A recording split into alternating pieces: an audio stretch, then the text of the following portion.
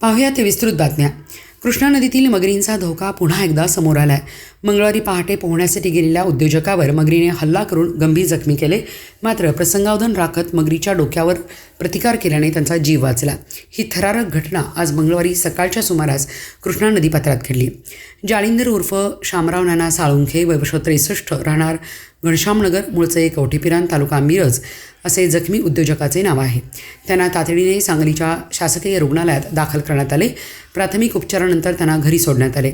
साळुंखे यांचा साई अमृत मिल्क प्रॉडक्टचा व्यवसाय असून ते गेली 20 ते 22 वर्ष नियमितपणे कृष्णा नदीत पोहण्यासाठी जातात।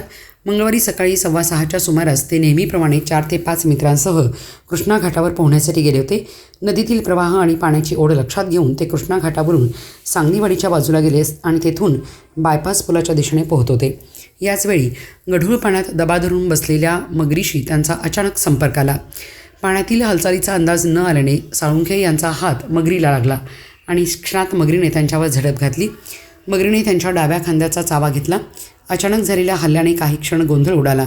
मात्र प्रसंगावधान राखत साळुंखे यांनी मगरीच्या डोक्यावर जोरदार ठोसा मारला। त्यामुळे मगरीने खांदा सोडला, पण लगेच हातावर हल्ला चढवला। मात्र धाडस आणि चातुर्य दाखवत साळुंखे यांनी स्वतःची सुटका करून घेतली। त्यांनी सोबत पोहत असलेल्या मित्रांना सावध केले आणि सर्वांनी मिळून सुरक्षितपणे कृष्णा घाट गाठला। यानंतर त्यांना तातडीने उपचारासाठी शासकीय रुग्णालयात दाखल करण्यात आले। घटनेची माहिती मिळताच वनविभागाचे वनपाल सुधीर सोनावणे यांनी रुग्णालयात धाव घेतली। त्यांनी जखमी साळुंखे यांची भेट घेऊन घटनेची सविस्तर माहिती जाणून घेतली।